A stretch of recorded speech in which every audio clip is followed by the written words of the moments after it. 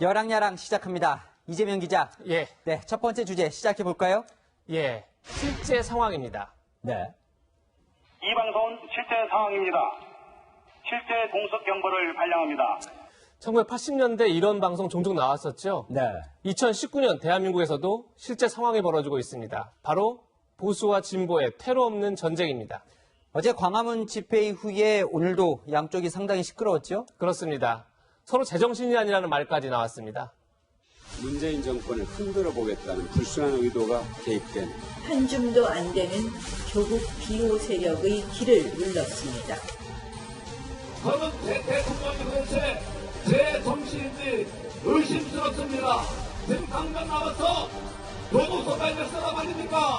국가 원수에게 제정신 운운하는 것은 정신 나간 사람이라고 아니할 수 없습니다.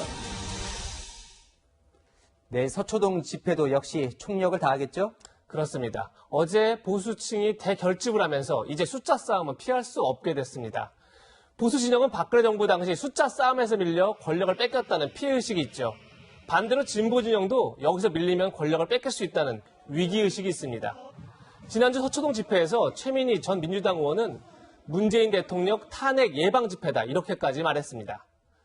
여야의 극한 대립에 문희상 국회의장은 국회 대변인을 통해 이런 우려를 나타냈습니다.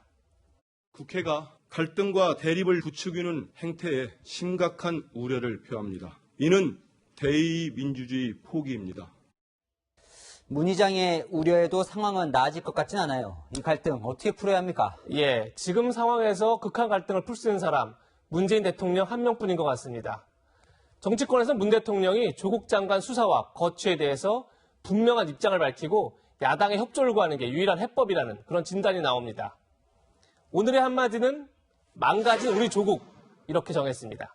네, 망가진 우리 조국 여러 의미가 있어 보입니다. 다음 주제 볼까요? 예, 트러블 메이커로 정했습니다. 네, 요즘 김현종 청와대 국가안보실 2차장이 뉴스에 자주 등장합니다. 예, 최근에도 강경화 외교부 장관과 갈등이 있다 이래서 이제 논란이 됐었는데 이번에는 김 차장에게 질책을 받던 외교관이 무릎을 꿇었다고 해서 논란이 되고 있습니다.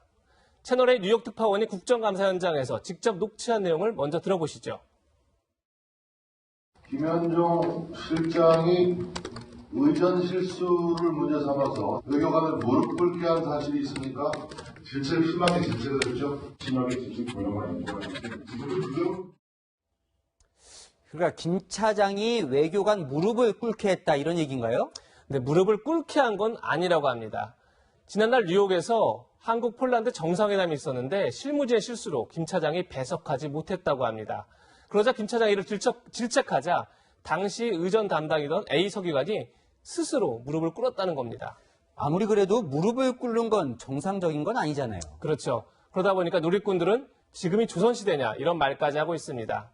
다만 당시 A 서기관이 갑자기 무릎을 꿇어서 김 차장도 당황했다 이런 말도 나옵니다. 그런데 이번에도 문제를 제기한 사람이 정진석 의원이네요. 얼마 전에도 비슷한 문제를 제기했었잖아요. 맞습니다. 네.